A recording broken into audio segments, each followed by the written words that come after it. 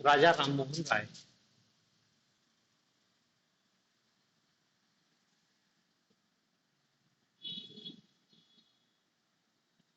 राजा राममोहन राय। अब देखो, राजा राममोहन राय भी उसी टाइम के व्यक्ति हैं जिस टाइम आगे पीछे दयानंद सरस्वती हैं, वो उसी सदी में है, थोड़े से पहले हैं, लेकिन औपनिवेशिक भारत में ही पैदा हुए हैं और भारत की गुलामी को देख रहे हैं। तो ये भी अपने कुछ विचार प्रस्तुत कर रहे हैं, तो देखो वो भी उसी संदर्भ में रहेंगे। ये भी मूल रूप से समाज सुधार की ओर ज्यादा इनका फोकस है। लेकिन फिर पहले बताया कि भारत में आपको समाज सुधार करना है तो पहले धर्म सुधार होगा। बिना धर्म सुधार के समाज सुधार हो ही नहीं सकता, क्योंकि जो भी सामाजिक कुरीति है उसका आधार क्या है? धर्म है।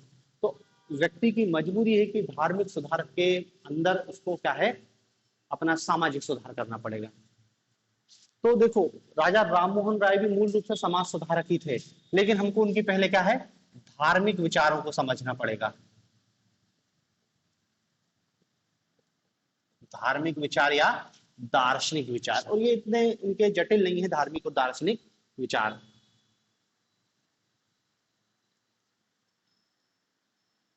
अब देखो, उनके धार्मिक विचार में चार पांच बिंदु है। ये भी राजा राममोहन राय भी बहुत पढ़े लिखे और इंटेलिजेंट व्यक्ति थे। लगभग सभी धर्मों का इन्हें अध्ययन करके रखा था कि हिंदुइज्म, बौद्धिज्म, जैनिज्म, इस्लाम, ईसाइयत, सबका अध्ययन किया है। जब सबका अध्ययन किया है तो सबकी तुलना भी आसानी से कर सकते हैं। तो इनके जो दार्शनिक विचार या धार्मिक विचार हैं, एक पढ़े लिखे व्यक्ति के विचार के रूप में आप समझ सकते हैं कि जब उसे एक व्यक्ति धर्म का अध्ययन करेगा तो उसके माध्यम से उसने क्या निकल के आया। हमको तो बहुत डिटेल में नहीं जाना है, केवल हमको आंसर लिखना है। हम चार पांच बिंदुओं में इनके धार्मिक विचारों को समझने का प्रयास करते हैं कि धार्मिक विचार के रूप में राजा राममोहन राय कहना क्या चाहते थे। तो देखो, इनके धार्मिक विचार में पहला है, इन्होंने मूर्ति पूजा का विरोध किया है। मूर्ति पूजा का विरोध, ये इनका बहुत अनिवार्य हिस्सा है इनके धार्मिक विचारों का। इनका क्या मानना था कि हिंदुओं में जो समस्याएं हैं, हिंदू समाज के समस्त दोषों का कारण, हिंदू समाज के समस्त दोषों का कारण ये किसको मान रहे हैं? मूर्ति पूजा को। इसी मूर्ति पूजा के कारण कह रहे हैं कि हिंदुओं में विभाजन हो रहा है, मतलब जो अलग अलग संप्रदाय में बंटते जा रहे हैं ना, ये मूर्ति पूजा है। देखो, दयानंद ने भी यही किया था। दयानंद मूर्ति पूजा का वेदों के आधार पर विरोध करते हैं, और मूर्ति पूजा को वो भी समस्याओं को जड़ मानते हैं कि ये मूर्ति पूजा, इसी से मंदिर बना, इसी से ब्राह्मण पल रहा है, और इसी से फिर क्या है, अन्य पाखंड पनप रहे हैं। तो ये जड़ को ही मिटा दो। राजा राममोहन राय भी यही कह रहे हैं कि ये मूर्ति पूजा ही समस्त समस्याओं की जड़ है। ये भी वही कह रहे हैं कि मूर्ति पूजा हिंदू धर्म का मौलिक अंग नहीं है, ये बाहर से आया है। हिंदू धर्म का मौलिक अंग नहीं है मूर्ति पूजा। इसका चलन बहुत बाद में आया, और बहुत बाद में बताया, बौद्धों के बाद आया। हमने भी देखा बौद्ध महायानियों ने मूर्ति पूजा करी, और मूर्ति पूजा से फिर हिंदू ने भी सीखा, फिर हिंदू ने मूर्ति पूजा और निर्माण करना चालू कर दिया। ठीक है ना। अब देखो, मूर्ति पूजा को समस्त समस्याओं का जड़ मान रहे हैं। ये भी दयानंद सरस्वती की भांति उसकी समाप्ति की बात कर रहे हैं। ये भी कह रहे हैं कि मूल में नहीं है, वेदों में कहीं इसका उल्लेख नहीं है। बात सही भी है कि किसी वैदिक ग्रंथ में चर्चा तो है ईश्वर की, लेकिन मूर्ति पूजा उसमें ऐसा कहीं नहीं बताया कि विष्णु है तो विष्णु के 2 हाथ और 4 पांव ऐसे होंगे, उसमें सुदर्शन चक्र होगा। ये सब कहानी है जो बाद में जुड़ती गई, और इसी से क्या है, जब ये कहानियां जुड़ती गई तो विभिन्न टाइप की समस्याएं उत्पन्न हो गई। तो अब वो ये कह रहे हैं कि हमको मूर्ति पूजा की जगह आत्म पूजा या आत्मा की पूजा करो। मूर्ति पूजा की जगह किस पर फोकस करो? आत्म पूजा या आत्मा की पूजा को महत्व दिया। आत्म पूजा, ये मतलब कहना क्या चाह रहे हैं? विचारों की शुद्धता पर बल दो। विचारों की शुद्धता पर बल। वो कह रहे हैं कि मूर्ति पूजा एक सामान्य मनुष्य उसको कैसे कर सकता है?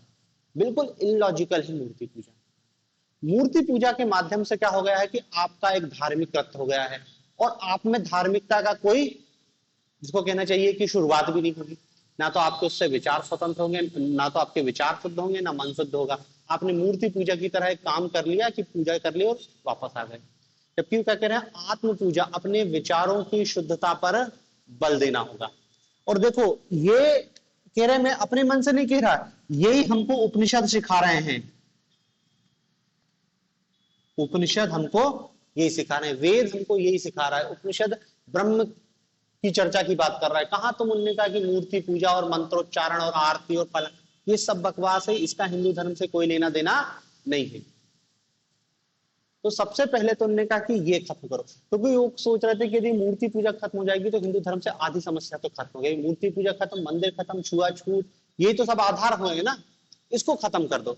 तो सबसे पहले तो क्या है, इनने इसका विरोध किया, मूर्ति पूजा का विरोध किया। इनके धार्मिक विचारों में ये है। एकेश्वरवाद के ये समर्थक थे, इनने किताब भी लिखी थी, गिफ्ट ऑफ मोनोथिज्म, एकेश्वरवादियों के लिए उपहार। एक ईश्वर की चर्चा करते हैं, कह रहे वेद और उपनिषद भी एक ही ईश्वर की बात कर रहे हैं, ब्रह्म की बात कर रहे हैं, तो तुमने 50 ईश्वर कहां से लिया?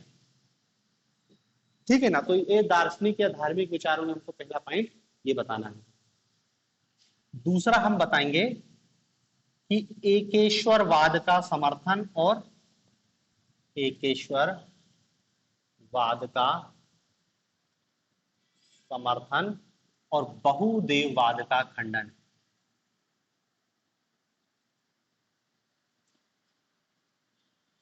एकेश्वरवाद का समर्थन और बहुदेववाद का खंडन। अब देखो इन्होंने क्या है, ईश्वर की एकता को सिद्धांत दिया, एकेश्वरवाद। एकेश्वरवाद, ईश्वर एक है, ये सिद्धांत एकेश्वरवाद कहलाता है। इस्लाम में भी यही सिद्धांत है एकेश्वरवाद की, अल्लाह एक है। क्रिश्चियनिटी में भी यही है कि गॉड है, हालांकि उनके गॉड में ट्रिनिटी का कॉन्सेप्ट है ईसाइयत में, लेकिन वो ईसाइयत के ट्रिनिटी के कॉन्सेप्ट को भी खारिज कर देते हैं कि नहीं नहीं, तीन नहीं हो सकते हैं, जो कुछ है एक है। तो देखो वो यही कह रहे हैं कि इस्लाम भी एक की बात कर रहा है, ईसाइयत भी एक की बात कर रहा है, और हिंदुइज्म भी एक की ही बात कर रहा है। तो वास्तव में एकेश्वरवाद ही सत्य है। बहुदेववाद तो मतलब जिसको कहना चाहिए बाद में धीरे धीरे क्या है, देवताओं की संख्या बढ़ती गई। देवता तो एक ही है, उनके विभिन्न रूप हो सकते हैं। दयानंद जो समझाया था ना, वो सही समझाया था कि वो क्या है, उनके फंक्शनल नाम है, उनके फंक्शन के आधार पर उनके नाम रख दिए गए, लेकिन है तो वो एक। तो यहाँ पर राजा राममोहन राय भी एकेश्वरवाद के समर्थक थे। उनकी किताब जो थी, किताब का नाम था, उसका अनुवाद किया गया था एकेश्वरवादियों के लिए उपहार। ठीक है ना। तो ये इन्होंने क्या है, एकेश्वरवाद का समर्थन किया, बहुदेववाद को खारिज कर दिया है कि अपनी मर्जी से लोग देवताओं की रचना करते जा रहे हैं, उनकी पूजा। और हिंदुइज्म में तो ये समस्या है कि यहाँ तो क्या है, नए नए देवता पैदा हो जाते हैं समय समय पर। यही दयानंद ने बताया था, यही राजा राममोहन राय बता रहे हैं कि नए नए देवता पैदा हो जाते हैं, कभी कुछ कभी कुछ कभी कुछ, कभी कहाँ के, मतलब देवताओं की संख्या लगातार बढ़ती जा रही है, क्योंकि बहुदेववाद है, कोई भी अपने हिसाब से देवता स्थापित कर देता है। अभी देखो ना, वो काठू श्याम जी उनका बहुत लोकप्रिय है इस समय, जिसको देखो काठू श्याम जी जा रहा है, उनकी पूजा अब धीरे धीरे बढ़ रही है। तो ऐसे समय समय पर इसमें नए नए गॉडों की एंट्री हो जाती है। तो इसलिए कह रहे हैं इसको खारिज करो, इसका समर्थन करो। तो देखो, पहला मूर्ति पूजा का विरोध, दूसरा एकेश्वरवाद का समर्थन और बहुदेववाद का खंडन। केवल एकेश्वरवाद का समर्थन नहीं, बहुदेववाद का खंडन भी किया है कि जो देव, इतने सारे तुमने देवता बना के रखे हैं, ये फालतू बात है। इतने सारे देवता नहीं होते हैं, देव ईश्वर तो केवल एक ही है। और यही एक ईश्वर की बात क्या है, इस्लाम भी कर रहा है, यही एक ईश्वर की बात क्या है, क्रिश्चियनिटी में भी की गई है। तो बहुदेववाद क्या है, सभी धर्मों का सार है। एकेश्वरवाद, बहुदेववाद का विरोध और मूर्ति पूजा का विरोध। फिर तीसरी इनके हमको धार्मिक विचारों में दिखाई देते हैं, ये सार्वभौम धर्म का समर्थन करते हैं। सार्वभौम धर्म का समर्थन, सार्वभौम धर्म का समर्थन। देखो वो क्या कहते हैं कि हमको किसी एक धर्म का अंधानुकरण नहीं करना है, कि हम हिंदुइज्म में पैदा हुए, हिंदू को ही फॉलो करेंगे, अब हिंदुइज्म में कोई गलत लगे चाहे भला लगे हमको इससे कोई मतलब नहीं। ऐसा नहीं करना है हमको। हमको ये करना है कि हम अच्छी चीजों को ग्रहण कर रहे हैं, तो हर धर्म की अच्छी चीजों को ग्रहण कर लिया जाए। बुरी चीजों को जो तुमको इलॉजिकल लग रही है, जैसे हिंदुइज्म में तुमको मूर्ति पूजा बुरी लग रही है, तो हिंदू धर्म को छोड़ने की वजह मूर्ति पूजा छोड़ दो। हिंदू धर्म में तो मूर्ति पूजा के अतिरिक्त भी विकल्प है ना। तो जो धर्मों में आपको अच्छी अच्छी बातें लग रही हैं उनको हमको एक साथ ले लेना है, और एक साथ लेके हमको एक ऐसा धर्म बनाना है जो क्या है, सभी धर्मों का समावेश होगा। और यही समावेश क्या है, सर्व धर्म सार्वभौम धर्म है। सभी धर्मों की अच्छी बातों का समावेश करना है हमको, एक ऐसा धर्म बनाना है और सभी धर्मों की अच्छी बातों को समावेश करेंगे तो वो धर्म क्या है, अच्छा धर्म होगा, और सभी एक सार्वभौम यूनिवर्सल रिलीजन हो जाएगा। उसमें कुछ बुराई रहेगी नहीं, क्योंकि हर धर्म में तो उनको कुछ कमी दिखाई दी, कुछ अच्छी बातें भी दिखाई दी, कुछ बुरी बातें भी दिखाई दी, तो उन्होंने कहा कि बुरे को छोड़ो, अच्छे को ग्रहण करो। फिर उनके धार्मिक विचारों में मानवतावाद, कोई मानव सेवा, विवेकानंद जैसा मानवतावाद या मानव सेवा।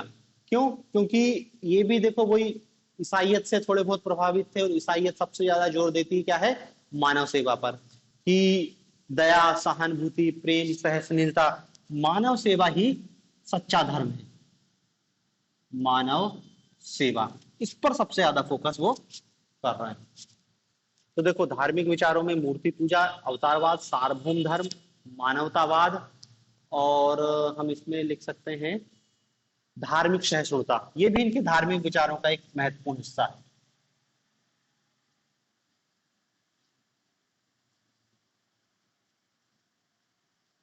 धार्मिक सहिष्णुता, ठीक है ना, कि राजा राममोहन राय के धार्मिक विचारों में कट्टरपन का बिल्कुल कोई स्थान नहीं है, कट्टरता कुछ भी नहीं है। वो सभी धर्मों की आलोचना भी कर रहे हैं और सभी धर्मों में अच्छी बातों को भी देख रहे हैं। तो सबसे ज्यादा महत्वता धार्मिक सहिष्णुता को दे रहे हैं कि व्यक्ति को रिलीजियस रूप से टॉलरेंस होना चाहिए, अपने धर्म की बुराई भी स्वीकार करो, कोई बुराई कर रहा है तो ठीक है ना, कोई दिक्कत नहीं है, उसको स्वीकार करो, धार्मिक सहिष्णुता। और देखो विवेकानंद ने इसी को हिंदू धर्म का सबसे मजबूत पक्ष बताया कि हिंदू रिलीजन सबसे ज्यादा टॉलरेंस रिलीजन। तो राजा राममोहन राय भी धार्मिक सहिष्णुता का पक्षधर रह रहे हैं। और एक बिंदु और लिख सकते हैं अपन इनके धार्मिक विचारों में, कि जब धार्मिक सहिष्णुता की बात की गई है तो आप ये कह सकते हो कि इन्होंने परंपरा के अंधानुकरण का विरोध किया। परंपरा के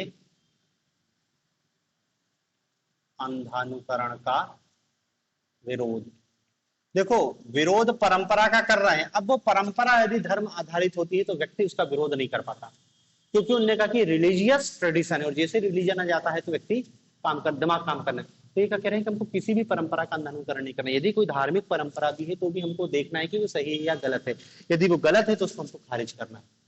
तो परंपरा का अंधानुकरण का विरोध। तो देखो ये हमके धार्मिक विचारों में इतने ही पांच छह बिंदु हैं जिसके अंतर्गत हम राजा राममोहन राय के धार्मिक विचारों को समझा सकते हैं। धार्मिक विचारों को समझा था, अब हम उनके राजनीतिक और सामाजिक विचारों को समझने का प्रयास करते हैं। सबसे पहले देख लेते हैं उनके सामाजिक विचार।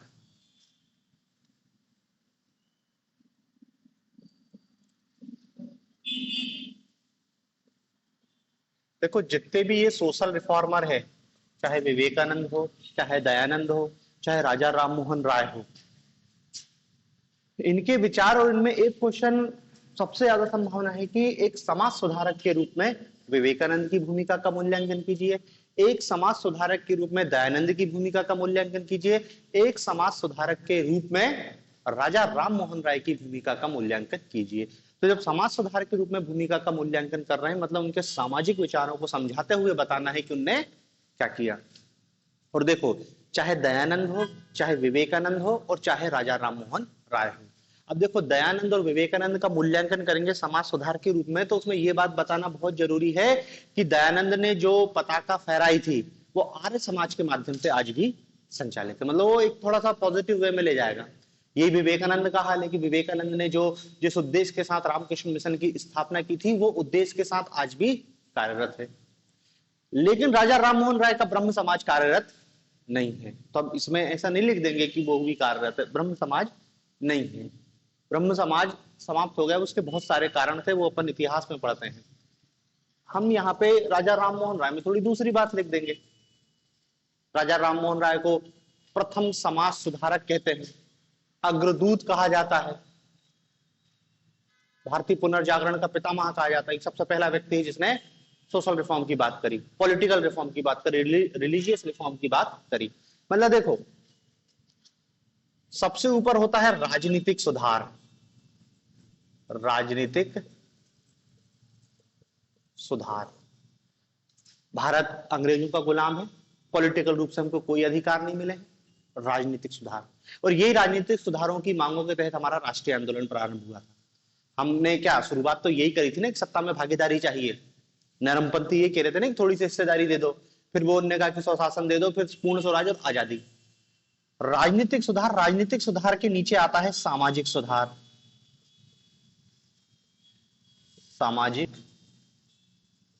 सुधार, सोशल रिफॉर्म, समाज को सुधारना है। राजनीति तो बाद में सुधरेगी, यदि एक बार हमने अपनी सामाजिक समस्याओं का समाधान कर लिया तो राजनीतिक समस्याओं का समाधान अपने आप हो जाएगा।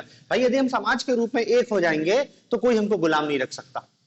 समाज सुधार, समाज सुधार के नीचे आता है धार्मिक सुधार, रिलीजियस रिफॉर्म, धार्मिक सुधार। अब देखो, ये अलग अलग व्यक्ति का अलग अलग दृष्टिकोण होगा। कोई भी व्यक्ति, ये जो मतलब 1947 के पहले जो भी भारत में पैदा हो रहा है, चाहे वो किसी भी क्षेत्र का विचारक हो, उसकी कोई भी विचारधारा हो, वो तीन नजरिए हैं उसको देखने के, राजनीतिक सुधार, सामाजिक सुधार, धार्मिक सुधार। हो सकता है कि कोई व्यक्ति क्या है इधर फोकस करे कि अंग्रेजों का शासन हमारे लिए मेन समस्या है, हमको स्वराज चाहिए, पूर्ण राज मिल जाए, यदि हमको स्वतंत्रता मिल जाए तो हमारी सारी समस्याओं का समाधान हो जाएगा। गरीबी, भुखमरी, जो भी समस्या हो रही है वो क्या है, राजनीतिक है, पॉलिटिकल है। हो सकता है कि कोई व्यक्ति इस नजरिए से देखे कि यार भाई बात तो सही है, भारत में राजनीतिक सुधार होने चाहिए, अंग्रेजों ने हमको कोई राजनीतिक अधिकार नहीं दिया, हमको सत्ता में सहभागिता चाहिए। लेकिन वो इस नजरिए से सोचे कि भाई ठीक है, हम राजनीतिक रूप से अंग्रेजों के गुलाम हैं, लेकिन हमारा समाज भी तो गुलाम है, हमारे समाज में कुछ समस्याएं हैं, तो हमको राजनीतिक सुधार को हम थोड़ी देर के लिए टाल सकते हैं।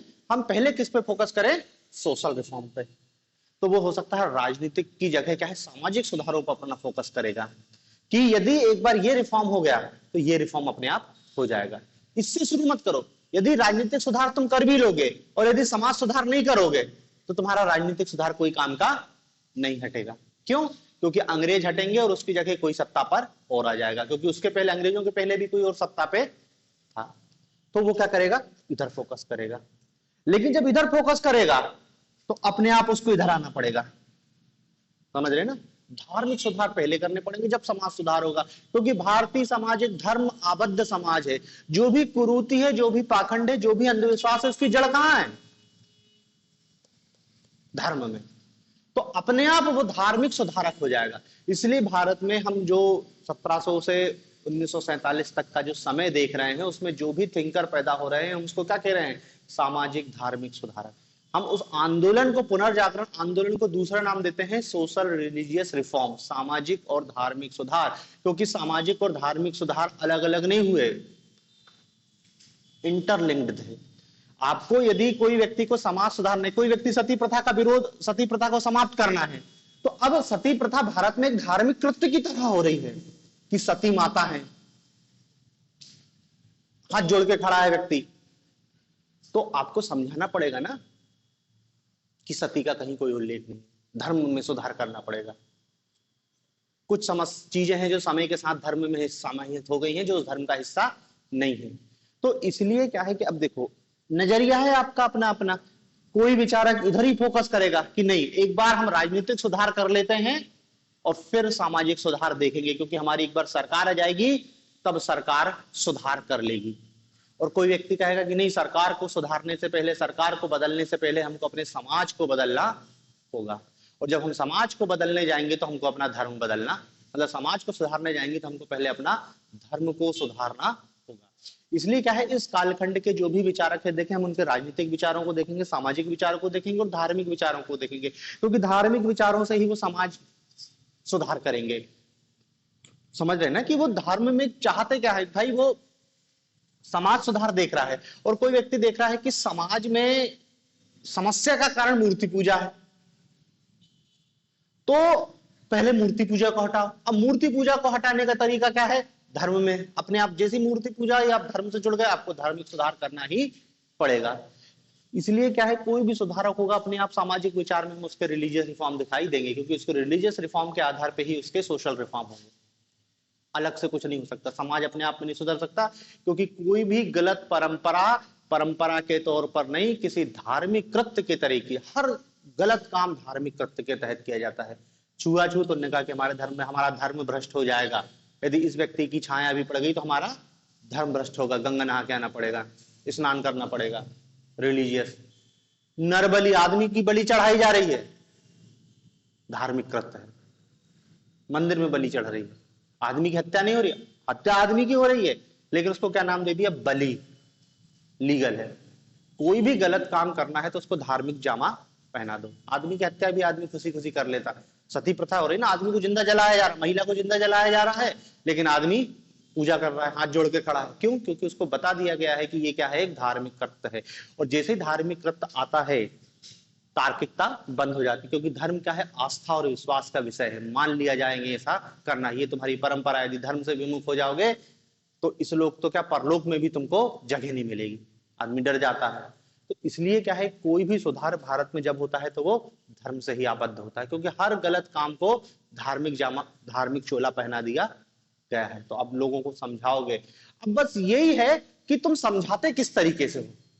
समझाने के तरीके के आधार पे अलग अलग धाराएं हो जाएंगी। विवेकानंद का समझाने का तरीका कुछ और था, दयानंद ने कुछ और तरीके से समझाया, राय कुछ और तरीके से समझाएंगे। तुम समझ रहे ना, तुम्हारा भी कोई अपना तरीका हो सकता है। तुम भी सोच सकते हो कि समाज में सुधार करना है तो कहां से करेंगे, किस तरह से करेंगे। विवेकानंद को मूर्ति पूजा कोई समस्या नहीं लगी, वो मूर्ति पूजा की जगह मूर्ति पूजा के समर्थक थे, उनका करो, कोई दिक्कत नहीं है, सगुण ब्रह्म है वो, व्यक्ति की क्षमता के अनुसार है।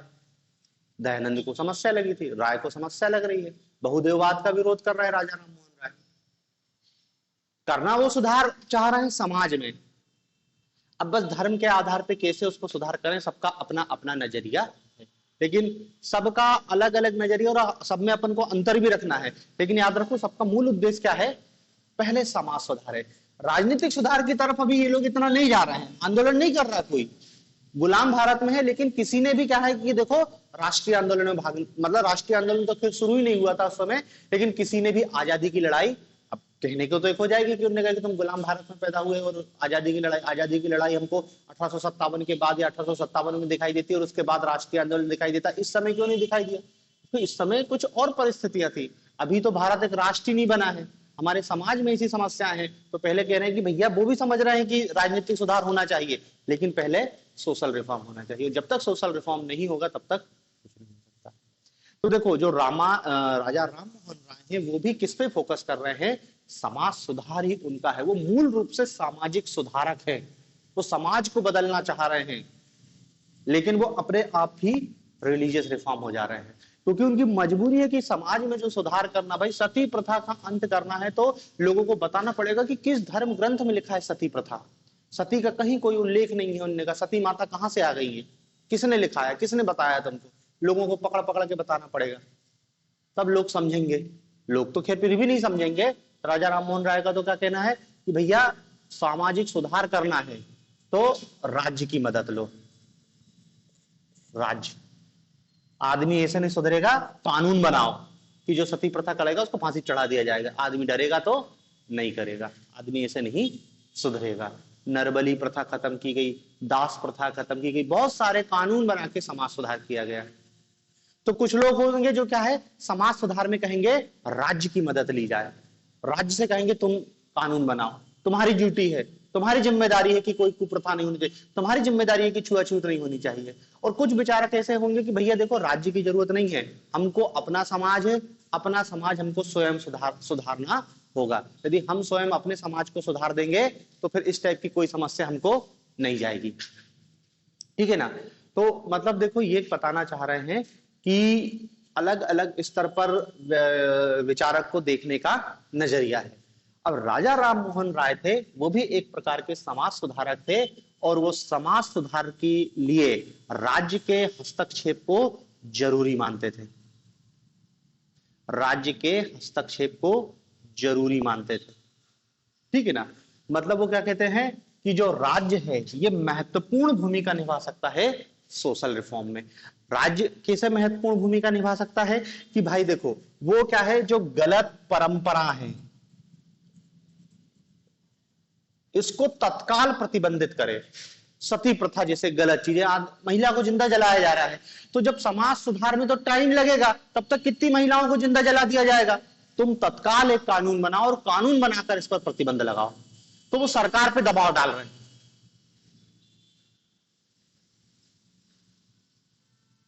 दूसरा, राज्य क्या करेगा, एक तो कानून का निर्माण कर देगा, कानून का निर्माण, और फिर शिक्षा का प्रसार करो। शिक्षा मतलब लोगों को जागरूकता करो, ये भी राज्य करेगा। भाई राज्य तो स्कूल खोलेगा ना, स्कूल में लोगों को शिक्षित करेगा, तार्किकता से उनका परिचय कराएगा।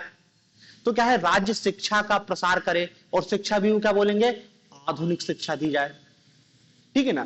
तो मतलब देखो ये क्या बता रहे हैं कि राज्य की भूमिका समाज सुधार में अत्यंत महत्वपूर्ण है।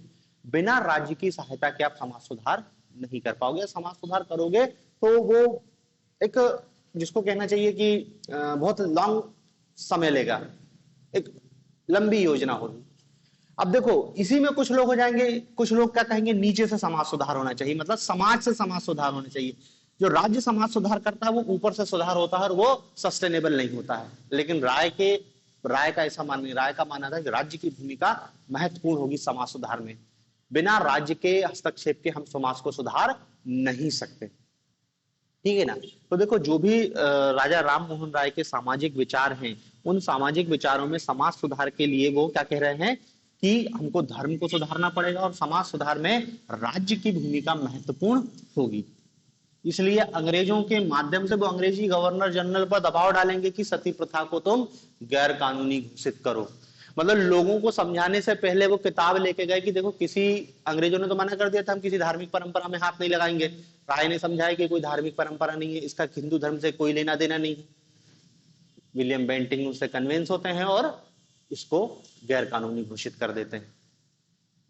फिर उन्होंने कहा एक बार तुम गैर कानूनी घोषित करो, धीरे धीरे अपने आप ये समस्या खत्म हो जाएगी। और धीरे धीरे वो समस्या खत्म हो गई। सती को पूजना भी उन्हीं का गैर कानूनी पूरी तरीके से खत्म हो गई पूरे भारत में। सती प्रथा तो खैर पूरे भारत में थी भी नहीं, वो केवल कुछ संभ्रांत वर्गों तक ही सीमित थी। उच्च वर्ग के जो व्यक्ति थे उन्हीं तक सीमित थी। लोअर क्लास में सती प्रथा जैसी कोई समस्या नहीं है, क्योंकि लोअर क्लास में पति मर गया तो मोड़ा मोड़ी का पालन पोषण कौन करेगा, पत्नी ही करेगी ना, कोई घर की संपत्ति तो है नहीं। ये तो एलिट क्लास था कि घर की संपत्ति के विभाजन होगा, इसे पत्नी को जिंदा जलवा दो, टेंशन ही खत्म। तो वो निचले लेवल में, ऊपरी लेवल की समस्या थी। लेकिन फिर भी क्या है, उस समस्या को समाधान के लिए राजा राम मोहन राय ने राज्य का समर्थन दिया। ठीक है ना। तो देखो हम राजा राम मोहन राय के सामाजिक विचारों में आप थोड़ा सा इंट्रोडक्शन लिख सकते हो, क्योंकि एक समाज सुधारक है। सबसे मेन राजा राम मोहन राय का है सोशल रिफॉर्मर है। तो सोशल रिफॉर्म में आपको थोड़ी सी इंट्रोडक्शन, यदि आप 50 शब्द में नहीं है, बड़ा आंसर लिख रहे हो, तो थोड़ा सा एक इंट्रोडक्शन हो सकता है कि क्या उनका समाज को सुधारने का नजरिया था। फिर हम बताएंगे उनके सामाजिक विचार या समाज सुधारों में किन बिंदुओं पर फोकस किया। उनका सबसे पहला बिंदु आप बताओगे क्या है, जातिगत संकीर्णताओं का विरोध या जाति प्रथा का विरोध। जातिगत संकीर्णताओं का विरोध। मतलब देखो जितने भी तुम रिफॉर्मर पढ़ोगे सभी ने जाति प्रथा के उन्मूलन की बात करी, और क्या बताया कि जाति भारत के लिए सबसे बड़ी समस्या है।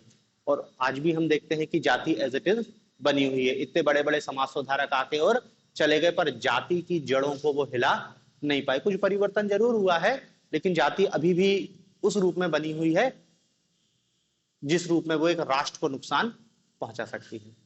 अब देखो राजा राम मोहन राय का यही कहना था कि भैया तुम राजनीतिक सुधारों की बात कर रहे हो, राजनीतिक सुधारों के लिए जरूरी है कि हम एक समाज के रूप में तो पहले एक हों।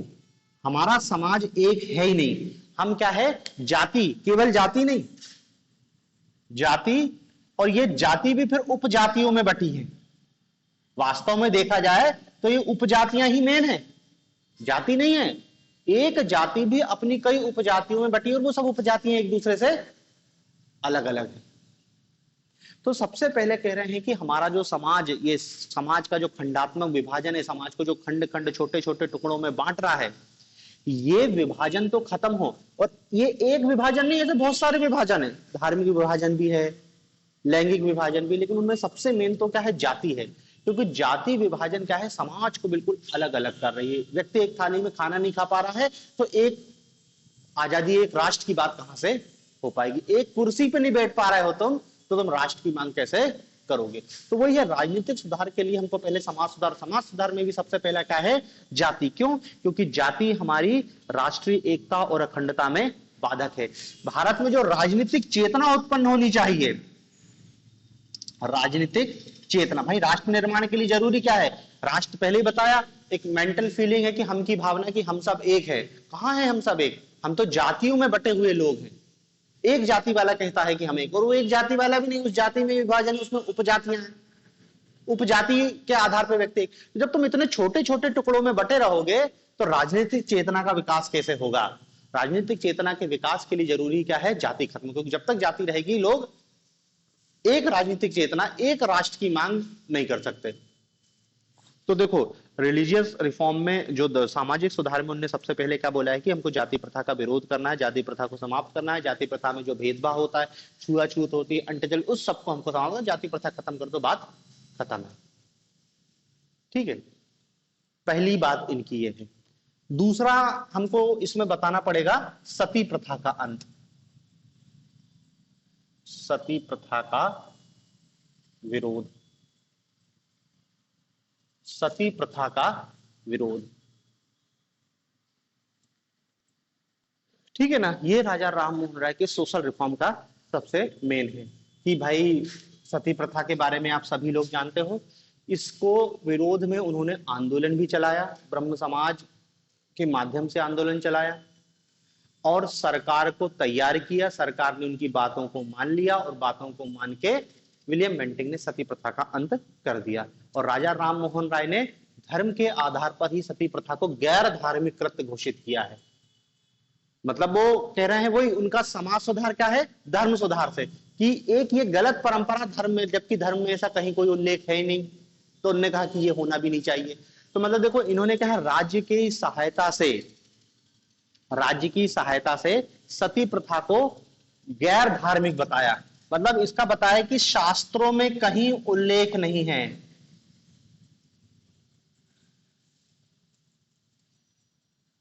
शास्त्रों में कहीं कोई उल्लेख नहीं है, इसलिए इसको समाप्त किया जाना चाहिए, गैर धार्मिक कृत्य है। और सरकार ने उनकी बातों को माना और सती प्रथा को समाप्त कर दिया। ठीक है ना, तो इनके सोशल रिफॉर्म का एक मेन बिंदु है सती प्रथा की समाप्ति।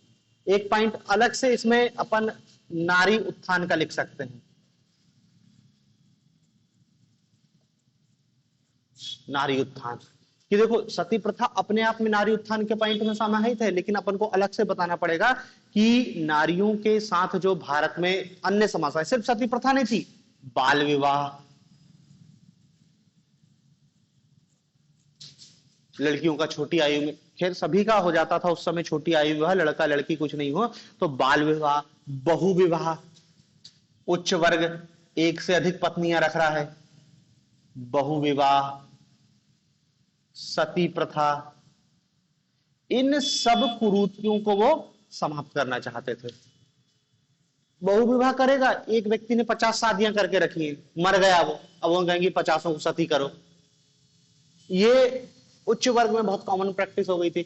तो नारियों के उत्थान के वो समर्थक थे। उनने कहा था कि हमको स्त्रियों को उचित सम्मान देना चाहिए, ये सब प्रथाएं गैर मानविक, गैर पाशविक, मतलब पाशविक प्रवृत्तियां, इन सबको समाप्त किया जाना चाहिए। और अंग्रेजों से भी दबाव डाल के उन्होंने कहा कि भाई विवाह की आयु की उम्र बढ़ाओ, तुम कानून बनाओ। तो ये उनके रिलीजियस रिफॉर्म का एक महत्वपूर्ण बिंदु है। तो देखो, जातिगत संकीर्णताओं का विरोध, सती प्रथा का विरोध, नारी उत्थान।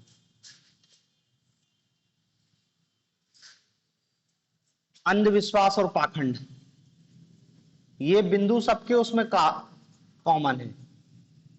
पाखंड का विरोध,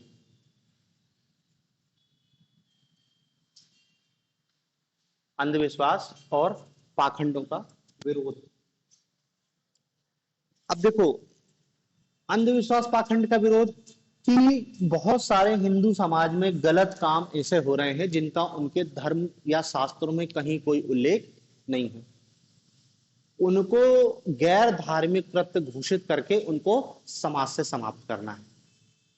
अनटचेबिलिटी हो, चाहे जाति प्रथा हो, चाहे छुआछूत हो, या फिर मूर्ति पूजा हो, बहुदेव, मतलब देखो उनके अंधविश्वास में मूर्ति पूजा, बहुदेववाद सब शामिल हो जाएगा कि मूर्ति पूजा भी गलत है, ये भी अंधविश्वास है, ये भी पाखंड है, इसको खत्म करना चाहिए। बहुदेववाद, जो बहुत सारे देवताओं की पूजा हो रही, इनको भी समाप्त होना चाहिए। तो ये सब इसी के अंतर्गत आएगा, ठीक है ना। तो देखो, मतलब इसमें आप सारी बातों को लिख सकते हो जो अपन ने धार्मिक विचारों में लिखा ना, मूर्ति पूजा और बहुदेववाद, तो वो यहाँ पे आप सीधे लिख सकते हो। फिर एक और पॉइंट अपन बता सकते हैं, परंपरा के अंधानुकरण का विरोध। अंधानुकरण का विरोध,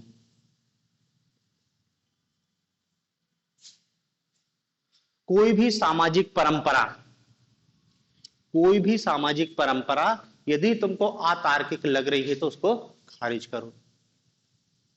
कोई भी परंपरा को तुम तर्क की कसौटी पर करो कि ऐसा क्यों हो रहा है, इससे क्या होता है। जहां तुमने सवाल उठा लिया, बात खत्म हो जाएगी। किसी भी चीज का अंधानुकरण नहीं करना है। ऐसा नहीं करना कि हमारे पूर्वज ऐसा करते आए हैं, सिर्फ इसको हम इसलिए कर रहे हैं। भाई देखो कि वो क्यों करते आ रहे थे, कुछ कारण होगा। अब वो कारण समाप्त हो गया है तो तुम भी अपना कारण समाप्त करो। तुम क्यों उसके पीछे पड़े हुए, तुमको यदि अतार्किक लग रहा है तो उसको खारिज करो। तो अंधानुकरण का विरोध, हर चीज का। अभी देखेंगे पश्चिमी समाज का भी अंधानुकरण का विरोध किया है। ऐसा नहीं कि अंग्रेज अच्छे लग रहे तो अंग्रेजी बन गए, वो जैसा कर रहे वैसा कर रहे हैं। भाई हो सकता है वो गलत कर सकते हैं।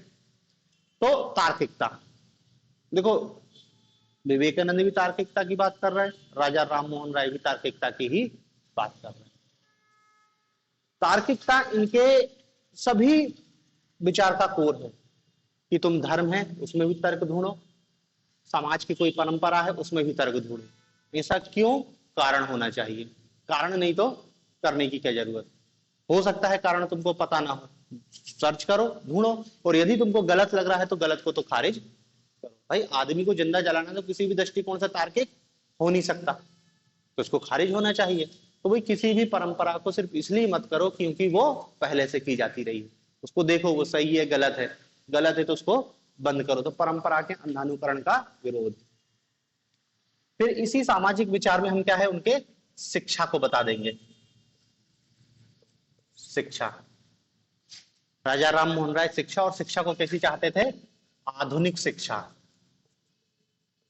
आधुनिक शिक्षा मतलब देखो, दयानंद विवेकानंद परंपरागत शिक्षा के समर्थक थे, लेकिन यहाँ पर जो राजा राम मोहन राय थे उनका क्या कहना था कि जो शिक्षा होनी चाहिए वो दरअसल क्या है, मॉडर्न एजुकेशन होनी चाहिए। मतलब फिजिक्स, केमिस्ट्री, बायोलॉजी इसको पढ़ाओ तुम, वेद व्याकरण इनको पढ़ाने की कोई जरूरत नहीं है। यदि पढ़ाना भी तो अपने स्तर पर पढ़ाओ, लेकिन मॉडर्न एजुकेशन, गणित पढ़ाओ बच्चों को, रसायन पढ़ाओ, विज्ञान, ये शिक्षा दी जानी चाहिए, मॉडर्न एजुकेशन। गुरुकुल वाली शिक्षा की कोई जरूरत नहीं है। मॉडर्न एजुकेशन के समर्थक थे क्योंकि मॉडर्न एजुकेशन ही भारत की सामाजिक समस्याओं का एकमात्र समाधान प्रस्तुत कर सकता है, ठीक है ना। तो देखो ये इतने पॉइंट मेरे हिसाब से बहुत हैं इनके सामाजिक विचारों के अंतर्गत। जातिगत, सती प्रथा, नारी उत्थान, अंधविश्वास, परंपरा का अंधानुकरण का विरोध और मॉडर्न एजुकेशन, ये 5-6 पॉइंट में आप इनके सामाजिक रिफॉर्म या सामाजिक सुधारक के रूप में लिख सकते हो। देखो यदि समाज सुधार के रूप में मूल्यांकन पूछा जाए तो सती प्रथा पर विशेष फोकस करना, क्योंकि राजा राम मोहन राय का यदि कोई सबसे बड़ा योगदान है तो सती प्रथा की समाप्ति। तो जब आप मूल्यांकन कर रहे हो तो जरूर ये बताओ कि भाई सती जैसी अमानवीय क्रूर प्रथा को यदि समाप्त करने में सबसे महत्वपूर्ण भूमिका है तो राय। सोचो ना, कितनी महिलाओं की जीवन बचा लिया उनने, कितनी मतलब महिलाओं के कल्याण के लिए देखो इन्हीं लोगों ने तो काम किया सबसे ज्यादा, कि कितनी महिलाएं जिंदा जला दी गई थी पहले और आगे कितनी जिंदा जला दी जाती यदि राजा राम मोहन राय जैसा व्यक्ति आगे खड़ा नहीं होता। क्योंकि उनके घर की महिला उनकी भाभी को जला दिया तो उनको ये चोट पहुंची, तो उनने कितनी महिलाओं का जीवन बचा लिया। और विधवा विवाह का समर्थन, हालांकि उसमें ईश्वर चंद्र विद्यासागर का नाम मेन जुड़ जाता है क्योंकि वो पहले व्यक्ति हैं जिनने विधवा विवाह का संचालन किया, लेकिन ये सब उसके समर्थक थे। हजारों विधवाओं को अमानवीय और नारकीय जीवन जीने के लिए छोड़ दिया जाता था। एक तो बेमेल विवाह होते थे, 80 साल के बुढ़े से शादी कर दी 20 साल की लड़की की, तो बुढ़ा तो मरेगा ही ना, ये तो कंफर्म होगी विधवा। और विधवा के बाद उसको फिर उन्होंने कहा कि देवदासी बना दिया जा रहा है या बनारस के मंदिरों में छोड़ दिया, मथुरा की गलियों में छोड़ दिया। परंपरा थी भारत में, मथुरा वृंदावन, उन्होंने कहा कि तुम विधवा हो गई तो वहां की गलियों में उनको छोड़ दिया जा रहा, वो भीख मांग के जीवन यापन करती। वहीं से फिर क्या वैश्यावृत्ति जैसी समस्याएं पैदा हो जाती थी। 8 साल की लड़की को छोड़े आते थे, 8 साल की लड़की का विवाह 60 साल के बुढ़े से कर दिया, वो बुढ़ा मर गया, शादी के दिन ही मर गया, कहीं शादी के दूसरे दिन मर गया, पता भी नहीं उसको, उसने देखा भी नहीं, और उसको विधवा।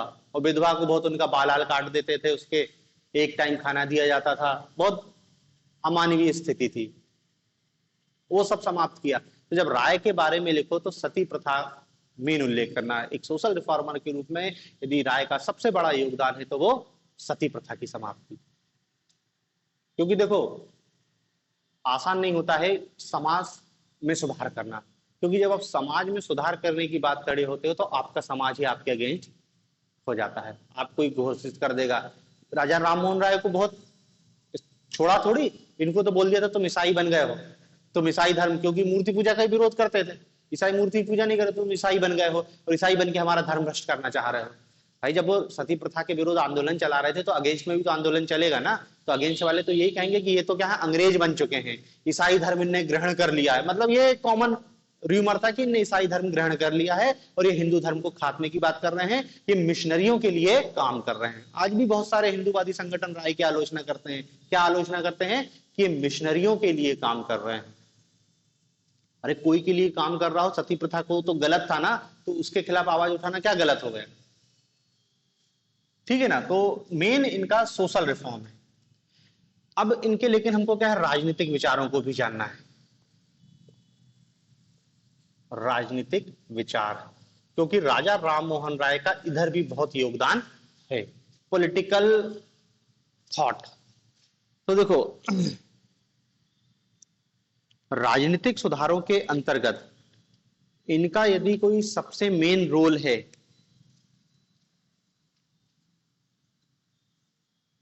प्रेस, अखबार तथा भाषण की स्वतंत्रता।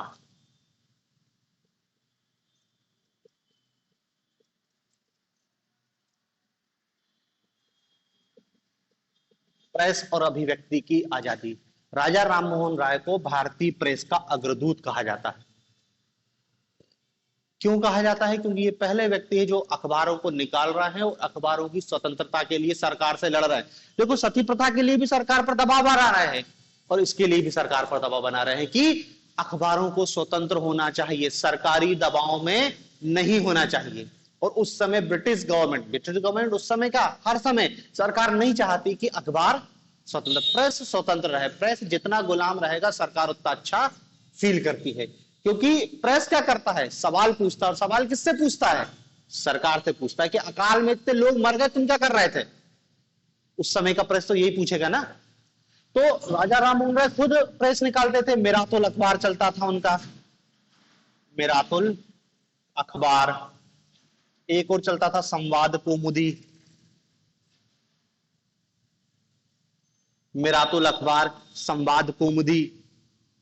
इन अखबारों के माध्यम से क्या है, विचार एवं अभिव्यक्ति की स्वतंत्रता के पक्षधर थे, ठीक है ना। 1823 में इन्होंने कलकत्ता हाईकोर्ट में एक रिट पिटीशन दायर की सरकारी अध्यादेश के खिलाफ।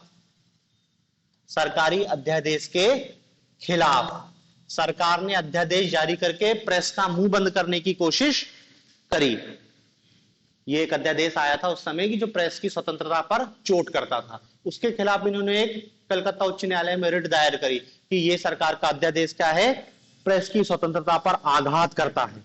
हालांकि उससे कुछ हुआ नहीं, लेकिन यहां मामला नहीं सुनाया तो वो लंदन गए, प्रीवी काउंसिल, ऊपर तक लड़े प्रेस की आजादी के लिए।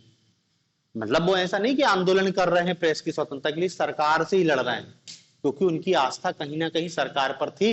ब्रिटिश गवर्नमेंट को वो थोड़ा बहुत तो न्यायप्रिय मानते ही थे। तो मेन इनका क्या है, सती प्रथा के बाद यदि कोई दूसरा योगदान हम देख रहे हैं तो वो क्या है, प्रेस और स्वतंत्रता। और इसी कारण ये आधुनिक प्रेस के जन्मदाता माने जाते हैं, भारत में पत्रकारिता के अग्रदूत कहे जाते हैं। क्यों? क्योंकि खुद भी अखबार लिख रहे हैं और अखबार की स्वतंत्रता के लिए सरकार से लड़ भी रहे हैं। ये इनका एक महत्वपूर्ण है। तो देखो, राजनीतिक सुधारों में अंतर्गत में हमने पहला क्या बता दिया, प्रेस तथा अभिव्यक्ति की स्वतंत्रता के ये पक्षधर थे। फिर प्रेस और अभिव्यक्ति की स्वतंत्रता के पक्षधर के बाद हम दूसरा ये बता सकते हैं कि प्रशासन के संबंध में इनके क्या विचार थे। दूसरा पॉइंट, प्रशासन। प्रशासन तो देखो,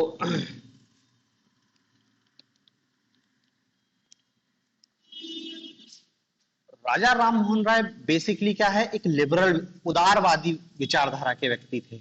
और उदारवादी विचारधारा मतलब क्या है, व्यक्ति के स्वतंत्रता पर विशेष बल दे रहे हैं। लेकिन व्यक्ति की स्वतंत्रता के लिए जरूरी क्या है, राज्य का हस्तक्षेप। व्यक्ति की स्वतंत्रता के लिए राज्य का हस्तक्षेप जरूरी है। व्यक्ति की स्वतंत्रता के लिए राज्य का हस्तक्षेप जरूरी है। मतलब समझ रहे कहना क्या चाह रहे हैं कि भाई व्यक्ति की स्वतंत्रता पर राज्य कंट्रोल ना करे, लेकिन जब एक व्यक्ति दूसरे व्यक्ति की स्वतंत्रता का हनन करेगा तब राज्य को हस्तक्षेप करना पड़ेगा। मतलब व्यक्ति स्वतंत्र हो, लेकिन जब एक व्यक्ति दूसरे व्यक्ति की स्वतंत्रता का हनन करेगा तब राज्य उसको रोकेगा। तो मतलब यह राज्य का कर्तव्य है कि प्रत्येक व्यक्ति अपनी स्वतंत्रता को एंजॉय कर सके। ये कौन तय करेगा, राज्य की ड्यूटी होनी चाहिए कि एक व्यक्ति दूसरे व्यक्ति की स्वतंत्रता का हनन ना कर सके। ठीक है ना। यह राज्य का कर्तव्य है कि वो व्यक्ति के जीवन में आने वाली बाधाओं को दूर करे। व्यक्ति के जीवन में आने वाली बाधाओं को दूर करे। व्यक्ति के जीवन में आने वाली बाधाओं को दूर कर मतलब सीधे सीधे क्या बोलना है, वेलफेयर स्टेट, कल्याणकारी राज्य। कल्याणकारी राज्य के समर्थक थे कि राज्य की जिम्मेदारी है कि व्यक्ति के जीवन में कोई भी समस्या हो तो राज्य उसको सुधारे। और इसीलिए क्या है कि देखो, प्रशासन को एक्टिव होकर वो क्या है, सामाजिक और धार्मिक सुधार करने के लिए प्रेरित करते हैं कि तुम्हारी जिम्मेदारी है, तुम शासक हो, तुम्हारी जिम्मेदारी है कि समाज में कुछ गलत नहीं होना चाहिए। तो प्रशासन ऐसा होना चाहिए जो सक्रिय होकर सामाजिक और धार्मिक सुधार करे, अपने आप को अलग ना कर ले। जैसे ब्रिटिश की यही पॉलिसी थी ना कि हम सामाजिक मामलों में धार्मिक मामलों में हस्तक्षेप नहीं करेंगे। राजा राममोहन दबाव डाल रहे थे, नहीं तुम शासक हो, तुम्हारी जिम्मेदारी है, राज्य की जिम्मेदारी होनी चाहिए कि व्यक्ति के जीवन में बाधाएं आ रही हैं उसको समाप्त करे। हालांकि अपन इसको और डिटेल में देख सकते हैं क्योंकि इन्होंने क्या है, भारतीय प्रशासन के लिए अंग्रेजों से कुछ सुझाव दिए थे कि भारतीय प्रशासन में वो कुछ सुधार चाहते थे। क्या सुधार चाहते थे कि देखो, उनका ये कहना था, ये सुधार बहुत महत्वपूर्ण है क्योंकि आगे जाके इन सुधारों को स्वीकार किया गया है। तो भारतीय प्रशासन में वो कुछ सुधार चाहते थे। पहला उनकी मांग क्या थी कि शिक्षित भारतीयों को उच्च पदों पर नियुक्त किया जाए।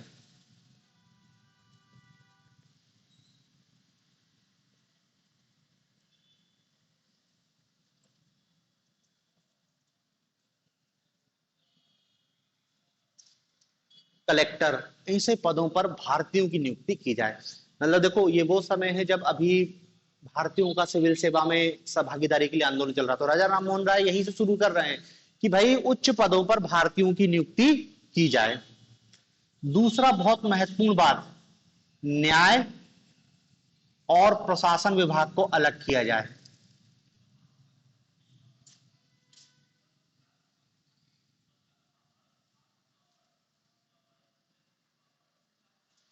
शक्ति का पृथक्करण, पहले कलेक्टर ही सब कुछ है, वही न्यायाधीश है, वही सब कुछ है। उन्होंने कहा नहीं, एडमिनिस्ट्रेशन वर्क अलग होना चाहिए और जुडिशरी वर्क अलग होना चाहिए।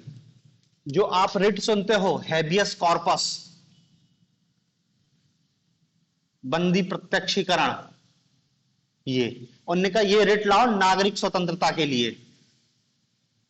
नागरिक स्वतंत्रता, पुलिस किसी को भी कभी उठा के ले जाती है ना, हेबियस कॉर्पस रिट, तब नागरिकों के अधिकार सुरक्षित हो पाएंगे। चौथा, जमींदारों पर कंट्रोल करो, जमींदारों को बोलो कि लगान कम करें। ये भी प्रशासन में सुधार की वो बात करते थे। प्रशासनिक व्यय को कम किया जाए, प्रशासनिक व्यय को कम किया जाए, प्रशासनिक व्यय कम हो। अंग्रेजी को राजभाषा बनाई जाए। पहले फारसी थी, तो फारसी के स्थान पर अंग्रेजी राजभाषा हो, अंग्रेजी को राजभाषा बनाई जाए, ठीक है ना। और लिखा कि कानून बनाने से पूर्व जनमत की सहायता ली जाए। ये सामान्य सी बात थी। देखो आपसे अलग से पूछे जा सकते हैं कि राजा राममोहन राय के प्रशासनिक सुधारों को समझाइए। ये अंग्रेजों से वो मांग कर रहे थे कि इतनी प्रशासन में हमको सुधार करना चाहिए।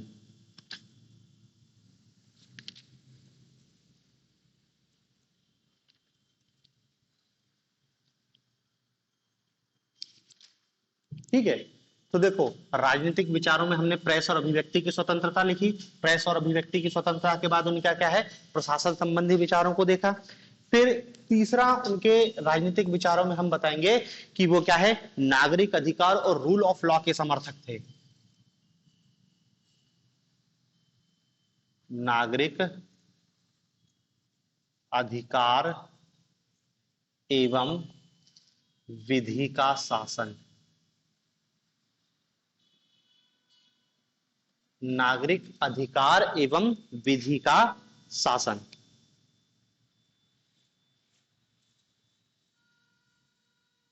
देखो दरअसल राजा राममोहन राय शुरू में अंग्रेजी साम्राज्य के विरोधी होते कि अंग्रेज हमारा शोषण कर रहे हैं। उनके आर्थिक विचार को भी जानोगे तो वो भी धन निकासी की बात कर रहे हैं और उनको लग रहा है कि ये हमारा शोषण कर रहे हैं। लेकिन जब वो समाज सुधार करने जाते हैं ना, तब उनको समझ आता है कि भारतीय समाज तो बहुत ही बेकार है। उनको कोई सुन रहा क्या भाई? वो जब सती प्रथा के विरोध करेंगे, उन्हीं घर वाले जूते मार भगा देंगे, उन्हीं के समाज वाले। तो उनको लगने लगा कि यार ये भारतीय लोग तो, भारतीय समाज तो बहुत ही जंगली और बर्बर टाइप का हो गया है। उसके मुकाबले में उनको अंग्रेजी समाज क्या है, अच्छा लगेगा, क्योंकि लंदन में पढ़े लिखे, लंदन में घूम क्या है, उनको दिख रहा है कि वहां पे क्या रूल ऑफ लॉ है, कानून का शासन है, लोग बात सुन रहे हैं, पढ़े लिखे, महिलाओं की इज्जत की जा रही है, महिला पुरुष के हाथ में हाथ डाल के घूम रही, एक समानता का माहौल है। तो उनको क्या लगा कि ये चीज भारत में भी होनी चाहिए। और ये चीज भारत में कौन ला सकता है? ये चीज भारत में ला सकती है अंग्रेजी साम्राज्य। इसलिए वो देखो अंग्रेजी साम्राज्य की सहायता से भारतीय समाज सुधार करना चाहते थे। समझ रहे ना? क्योंकि तुम खुद चल जाओ आज अपने समाज में, तुमको यदि लगता है कि ये कोई गलत चीज है, उसको ये बंद होनी चाहिए, कोई नहीं सुनने वाला तुम्हारी, जूते मार के भगा दिए जाओगे। तो इनको क्या लगा कि इससे अच्छे तो अंग्रेज हैं। इसलिए फिर क्या है, मतलब देखो समझ रहे हैं कि ब्रिटिश हमारा शोषण कर रहे हैं, लेकिन फिर भी उनको लग रहा था कि यदि भारतीय समाज की जो स्थिति है, हम जितने डार्क एज में जी रहे हैं, इन कुप्रथाओं और कुपरंपराओं को समाप्त करने के लिए ब्रिटिश साम्राज्य जरूरी है। क्योंकि ब्रिटिश साम्राज्य क्या है, सिविल राइट की बात करता है, रूल ऑफ लॉ की बात करता है, कानून की नजर में सब समान है। यहाँ तो भारतीय समाज में ब्राह्मण वैश्य क्षत्रिय के लिए अलग कानून है, महिलाओं के लिए अलग कानून है, महिलाओं को उन्होंने कहा कि पर्दे में रख रहे हैं, शिक्षा का अधिकार नहीं है, ये सब दे रहा है। रूल ऑफ लॉ तो यही कहता है ना, कानून की नजरों में सब समान है, जाति धर्म लिंग किसी चीज की कोई बात नहीं है। तो ये चीज उनको अच्छी लगती है, तो इसलिए वो अंग्रेजी राज्य के समर्थन, मतलब ब्रिटिश साम्राज्य के शोषणकारी चरित्र को समझते हुए भी उसका समर्थन करते हैं, क्योंकि उनको लग रहा था कि इसी शासन की मदद से मैं भारत में समाज सुधार कर सकता हूं। तो जो नागरिक और विधि के शासन की बात करते थे वो भी ब्रिटिश साम्राज्य की मदद से ही कर रहे थे, कि हमको क्या है इसमें सुधार करने के लिए अंग्रेजी साम्राज्य का साथ जरूरी है। ठीक है ना। तो तीसरा पॉइंट लिख देना कि नागरिक एवं विधि अधिकारों विधि के शासन का समर्थन कर रहे थे। फिर इनके राजनीतिक विचारों में हम स्वतंत्रता संबंधी विचार बताएंगे, स्वतंत्रता संबंधी विचार। अब देखो स्वतंत्रता संबंधी विचार में ये बताएंगे कि भाई जो स्वतंत्रता है ये बेसिक चीज है, व्यक्ति को स्वतंत्र होना चाहिए, राज्य उसकी स्वतंत्रता पर किसी प्रकार का कोई हस्तक्षेप ना करे। मतलब राज्य केवल और केवल तभी हस्तक्षेप करे जब उसकी स्वतंत्रता का हनन हो रहा है, मतलब कोई दूसरा व्यक्ति उसकी स्वतंत्रता को हनन करे तब राज्य हस्तक्षेप करे, नहीं तो व्यक्ति की स्वतंत्रता में राज्य हस्तक्षेप की नीति अपनाए। व्यक्ति को स्वतंत्र छोड़ दिया जाए, व्यक्ति एक विवेकशील प्राणी है और अपने विवेक के आधार पर वो काम करेगा। राज्य क्या होना चाहिए, स्वतंत्रता का प्रहरी होना चाहिए। मतलब ये राज्य की जिम्मेदारी है कि कोई व्यक्ति अपनी फ्रीडम को एंजॉय ना कर पाए तो राज्य उसको वो फ्रीडम उपलब्ध कराए। तो स्वतंत्रता का प्रहरी के रूप में वो क्या है, राज्य की भूमिका को स्वीकार करते थे। ठीक है ना। दूसरा, स्वतंत्रता में वो केवल और केवल क्या है, राज्य तब हस्तक्षेप करे जब उसको समाज और धार्मिक सुधार करने हो। यदि उसको लगता है कि ऐसा मतलब नहीं कि स्वतंत्रता का मतलब हम उनका किसी को जिंदा जलाएं, ये हमारी स्वतंत्रता है, नहीं, अब राज्य को हस्तक्षेप करना जरूरी है। तो बेसिकली थे तो वो स्वतंत्रता के पक्षधर, लेकिन भारत जैसे पिछड़े समाज में राज्य का दायित्व है कि वो इन गलत परंपराओं को रोके, और यहां पे व्यक्ति की स्वतंत्रता हनन भी हो जाए तो चलेगा, लेकिन मूल रूप से स्वतंत्रता के पक्षधर थे। राज्य की जिम्मेदारी है कि वो व्यक्ति की स्वतंत्रता को उपलब्ध कराए, मतलब राज्य की जिम्मेदारी यहां पर बता रहे हैं। फिर और इसके उनके राजनीतिक विचारों के संदर्भ में हम ये बता सकते हैं, उपनिवेशवाद के संदर्भ में उनका दृष्टिकोण,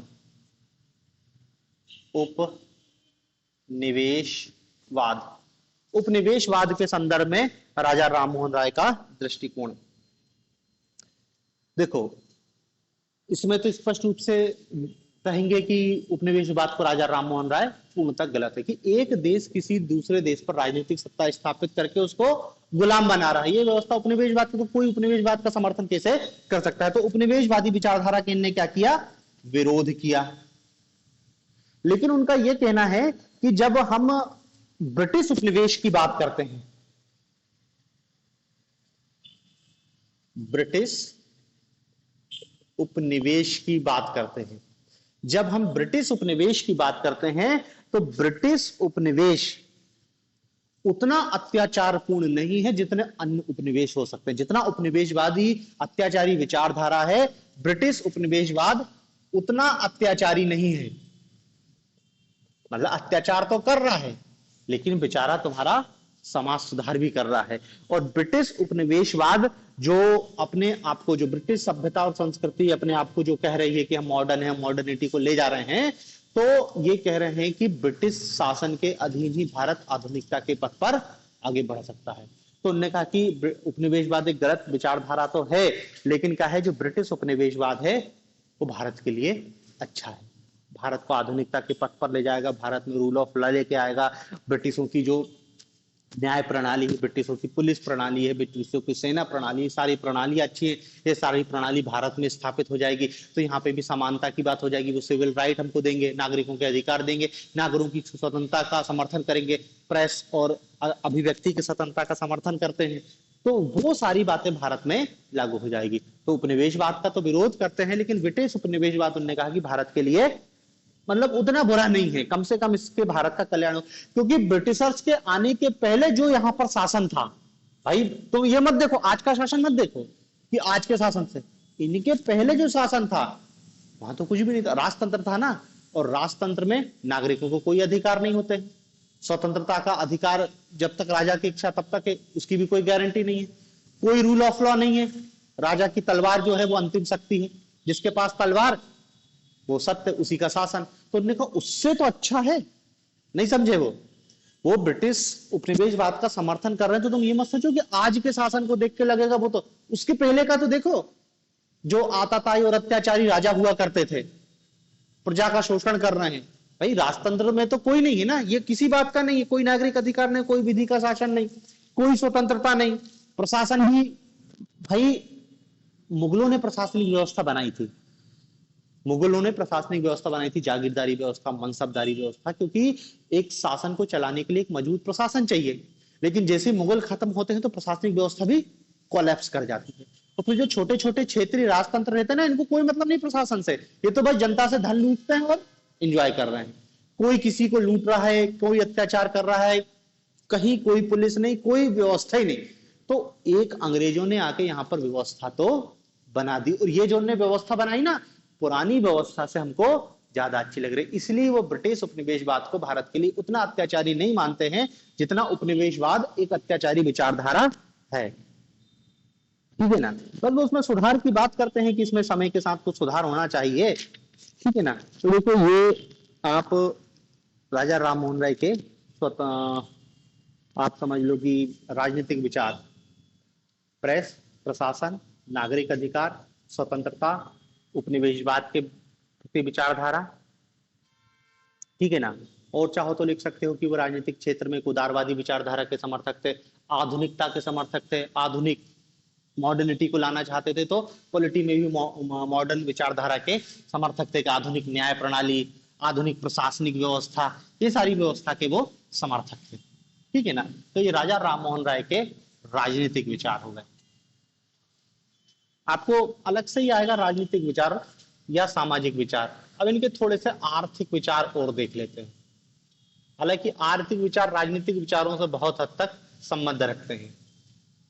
आर्थिक विचार, अब देखो आर्थिक विचार के अंतर्गत इनने कोई आर्थिक सिद्धांत का प्रतिपादन नहीं किया, लेकिन आर्थिक विचार में ये क्या है, कुछ भारत में इकोनॉमिक रिफॉर्म चाहते थे कि भारत में कुछ आर्थिक सुधार होना चाहिए। देखो पहली बात तो वो क्या बताते हैं कि भारत में जो कृषक हैं इनका हो रहा है शोषण, और शोषण कौन कर रहा है, जमींदार कर रहे हैं। एक उनको ये इकोनॉमिक क्षेत्र में समस्या लगी कि भारत की आम जनता और किसानों और मजदूरों का यदि कोई शोषण कर रहा है तो वो जमींदार कर रहा है, तो हमको इन जमींदारों के शोषण से किसानों को बचाना है।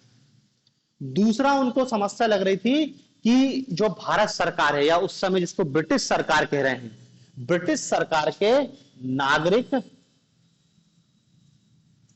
और सैन्य व्यय में कमी होनी चाहिए। नागरिक और सैन्य व्यय में कमी होनी चाहिए। उन्होंने कहा कि ये भारत की गरीबी का एक बड़ा कारण है।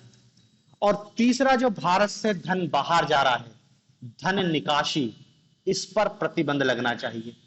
ये तीन उन्होंने कहा कि आर्थिक क्षेत्र में रिफॉर्म होना चाहिए कि सबसे पहले तो हमको क्या है, किसानों और को जमींदारों के शोषण से बचाना है, सरकार का नागरिक और सैन्य व्यय को कम करना है, और जो भारत से धन बाहर जा रहा है उसको रोकना है।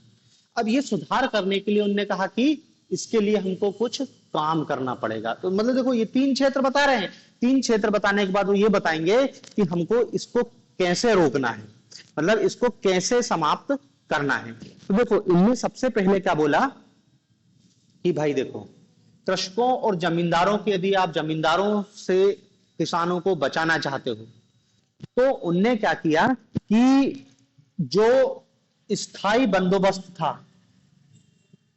स्थायी बंदोबस्त, अंग्रेजों ने स्थायी बंदोबस्त में क्या किया है, लगान की दर फिक्स कर दी है, और ये लगान वसूली का समझौता उन्होंने किससे किया है, जमींदारों से किया है। तो राजा राममोहन कह रहे हैं कि ये जो स्थायी बंदोबस्त है ये जमींदारों से नहीं, किसानों से करो। अपने आप जमींदार खत्म हो जाएगा। भाई जमींदार को बीच में तुम लाई क्यों रहे हो, यदि तुम स्थायी बंदोबस्त करना चाहते हो, जो स्थायी बंदोबस्त लगान निर्धारण की दर अगले 10 वर्षों के लिए जमींदार से तय कर लिया है कि इतना % तुमको लगान देना होगा, ये समझौता तुम डायरेक्ट किसान से करो।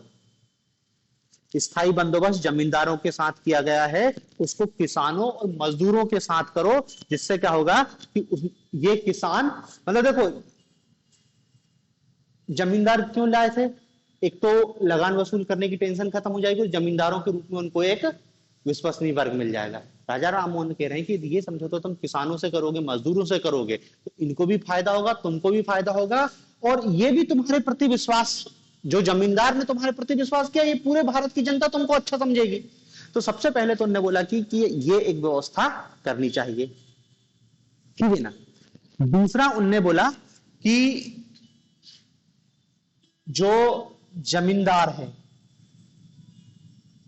जमींदारों द्वारा लगान की दर कम करनी चाहिए। यदि जमींदार की व्यवस्था तत्काल खत्म ना हो तो कम से कम क्या है, जमींदार अपनी मांग कम कर दें। अब जमींदार मांग कैसे कम कर देगा, जमींदार मांग तब कम करेगा जब सरकार ऊपर से टैक्स घटाएगी। सरकार जमींदार से कम लेगी तो जमींदार किसानों से कर कम लेगा। अब वो कहते हैं कि इसमें सरकार की आय कम होगी, सरकार की आय कम होगी तो सरकार इसका विरोध करेगी कि हम आय कम क्यों करें। तो राम मोहन राय कहते हैं कि रुको, डरो मत, तुम्हारी आय कम नहीं होने दूंगा मैं। तुम किसानों से लगान को कम करो, जितना पैसा कम आए उसमें क्या कर रहे हो तुम, लग्जरी टैक्स लगाओ, विलासिता की वस्तुओं पर कर लगाओ।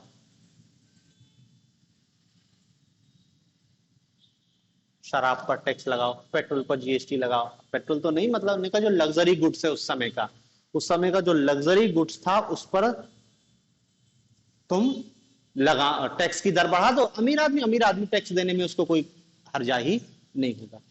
दूसरा, मतलब जो ये लगान कम हो रहा है तो एक तो इससे वसूल करो, और दूसरा तुम ये जो कलेक्टर जैसे उच्च पदों पर यूरोपियों को नियुक्त कर रहे हो, इस पर भारतीयों को नियुक्त करो ना। सस्ता कलेक्टर, पढ़ा लिख गया भारतीय, एग्जाम दे देगा, मतलब योग्य है, योग्य भारतीयों को तुम उससे 1000 गुनी कम तनख्वाह में नियुक्त कर सकते। क्योंकि देखो यूरोप का व्यक्ति आ रहा है कलेक्टर बनकर, तो उसको क्या है, वहां के हिसाब से सुविधा उपलब्ध करानी है। भारतीय को कलेक्टर बना दो, मजदूर के पैसे में कलेक्टरी का काम होगा तुम्हारे यहाँ। तो देखो बहुत पैसा बच जाएगा। सभी उच्च पदों पर भारतीय को नियुक्त करो, कलेक्टर बनाओ, एसपी बनाओ, सेना के उच्च पदों पर क्यों तुम यूरोपियों को रख रहे हो। क्यों उच्च न्यायाधीश यूरोपीय हो, तुम्हारा भारतीय हो। इतना भारतीय पढ़े लिख गया, हम पढ़े लिखे, हमको बनाओ। मतलब पढ़े लिखे उस समय बहुत कम थे, लेकिन जितने भी थे इतने तो व्यक्ति हो ही जाएंगे। तो इन दोनों से क्या है, तुम्हारा यहाँ पे जो कम हो रहा है उसकी भरपाई हो जाएगी। तुमने लगान कम कर दिया, किसान तुमसे खुश हो जाएगा, सारा काम हो गया तुम्हारा, और किसानों का शोषण भी रुक गया। तो देखो एक तो ये इनने सीधे सीधे तरीका बताया। दूसरा उनने क्या बोला कि सरकार को नागरिक और सैन्य व्यय में कमी करनी चाहिए। अब नागरिक और सैन्य व्यय में कम करने के लिए उन्होंने सलाह क्या दी कि भैया देखो, सबसे पहले तुम क्या है, अपनी जो स्थायी फौज है इसको खत्म करो। स्थायी फौज को कम करो, खत्म तो नहीं करो, लेकिन उन्होंने कहा कि कम करो। अग्निवीरों की भर्ती करो। स्थायी फौज को तुमको ज्यादा पेमेंट देना पड़ेगा, अग्निवीर जैसी फौज भर्ती करो, कम कम पेमेंट देना पड़ेगा ठेके पे। तो उनने क्या बोला कि स्थायी फौजों की संख्या में तुम कम कर दो। अब फौज कम कर दोगे तो इसका मतलब नहीं कि तुमको सैन्य रूप से मैं कमजोर बनाने की सलाह दे रहा हूं। तुमने परमानेंट फौजी कम कर दिए, इसकी जगह तुम क्या करो कि लोकल भारतीय जो किसान हैं, मजदूर हैं, इनको तुम प्रशिक्षण दो और इनको रिजर्व्ड फोर्स के रूप में रखो कि जब कभी भी जरूरत होगी, तुमने इनको ट्रेनिंग तो दे दी है, और जब कभी जरूरत होगी इनको बुला लो। तो इनको रिजर्व्ड फोर्स के रूप में रखा जा सकता है। कम वेतन पे रहेंगे, इनको वेतन ना भी दो तो चलेगा, कम से कम प्रशिक्षण तो दिया है। आपको मालूम है कितने सैनिक आपके पास कभी भी जो मजदूरी कर रहे हैं, किसान कर रहे हैं, उनको हम सैनिक के रूप में बुला सकते हैं, ठीक है ना। तो यहां पे ये बात करी कि सेना का व्यय कम हो जाएगा। और नागरिक व्यय का कम करने के लिए वही भारतीयों को तुम नियुक्त करो, भारतीयों को उच्च पदों पर नियुक्त करो, कम वेतन में कम सुविधा में भारतीय नियुक्त होंगे तो तुम्हारा काम भी हो जाएगा और भारतीयों का भी भला होगा। फिर तीसरा अब आता है उनका धन निकासी, इसको रोकना है हमको। तो देखो धन निकासी के लिए भी उन्होंने एक अलग सलाह दी और इस सलाह से इनको बहुत विरोध का सामना करना पड़ा था। इनने क्या बोला कि भाई देखो धन निकासी क्या हो रही है कि यूरोपीय उद्योगपति है वो भारत से व्यापार कर रहा है और जो व्यापार का लाभ हो रहा है वो कहां ले जा रहा है, यूरोप ले जा रहा है। भारतीय यूरोपीय कर्मचारी भारत में आके नौकरी कर रहे हैं, पैसा और पेंशन के नाम पे जो वेतन जा रहा है वो यूरोप चला जा रहा है। तो इनने क्या सलाह दी कि जो यूरोपीय व्यापारी है, यूरोपीय व्यापारी, इनसे बोलो इनको प्रोत्साहित करो भारत में बसने के लिए।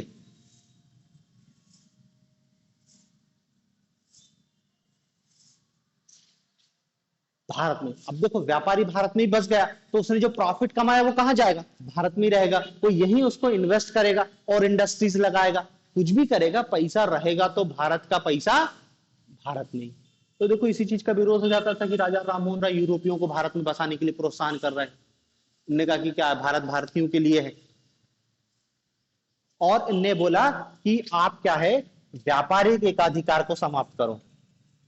व्यापारिक एकाधिकार, जो ईस्ट इंडिया कंपनी के पास व्यापारिक एकाधिकार है ना, इसको समाप्त होना चाहिए।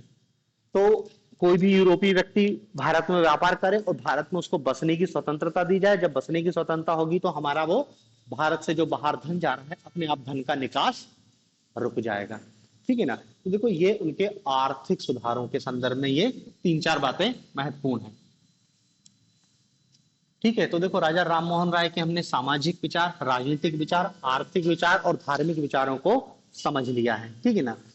अब हमको इनके बारे में 2 चीज देखनी है। एक तो क्या है कि ये ब्रह्म समाज के संस्थापक है और ब्रह्म समाज इन्होंने कब गठित किया था, तो 1828 ब्रह्म समाज। ठीक है ना। ब्रह्म समाज के पहले इन्होंने आत्मीय सभा का गठन किया था 1815 में। 1815 आत्मीय सभा। ठीक है ना। तो ब्रह्म सभा हो गई, आत्मीय सभा हो गई। इनका पत्रकार पत्र बता दिया, संवाद कौमुदी था, मिरातुल अखबार भी निकालते थे ये। ठीक है। और इनके साथ इनकी कुछ किताबें हैं। इनकी किताब है, एक फारसी में इनकी किताब थी, एक तो हाँ, एक थी वेदांत सूत्र। वेदांत सूत्र ये राजा राममोहन राय की किताब थी। दूसरी किताब थी भारत की न्यायिक एवं राजस्व व्यवस्था। भारत की न्यायिक एवं राजस्व व्यवस्था। और एक और किताब थी तहफुर्तल मुआवुद्दीन। अरे इतनी किताब बहुत है।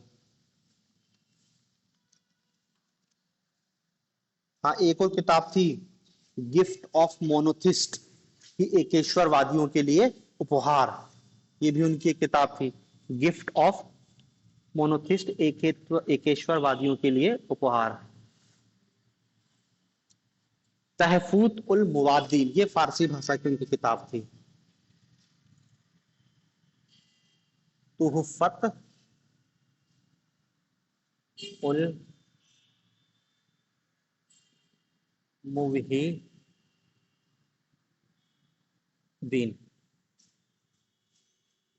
ठीक है ना। ये भी वही है एकेश्वरवादियों के समर्थन में जो लिखा था। ठीक है ना। तो इतनी बातें इनके संदर्भ में याद रखना। बाकी देखो ब्रह्म समाज के रूप से क्वेश्चन आएगा तो नहीं, वो इतिहास में पूछेगा, यहाँ पे वो राय पर ही फोकस करेगा। ठीक है ना। बाकी योगदान यदि पूछ ले कि योगदान और मूल्यांकन, तो अब आपको वही बताना है, समाज सुधारक के रूप में, एक आर्थिक सुधारक के रूप में, एक राजनीतिक सुधारक के रूप में, और थोड़ा सा उनके धर्म के समर्थक। मतलब देखो यदि राजा राममोहन राय के आपको केवल योगदान और मूल्यांकन पूछ लिया, योगदान, तो देखो सबसे पहला योगदान तो हम क्या बता देंगे, समाज सुधारक के रूप में, ठीक है ना। अब समाज सुधारक में ही हम स्त्री लिख सकते हैं, लेकिन नहीं, दूसरा पॉइंट लिखो, सती प्रथा मतलब नारी उत्थान। यहां पे आप लिखो सती प्रथा, अलग से नारी का पॉइंट बताओ, क्योंकि उनका बताया ना सबसे मेन योगदान तो क्या है, यही किसका, सती प्रथा की समाप्ति है, तो समाज सुधारक के रूप में भी और एक नारी उत्थान के रूप में भी। फिर एक राजनीतिक सुधारक के रूप में,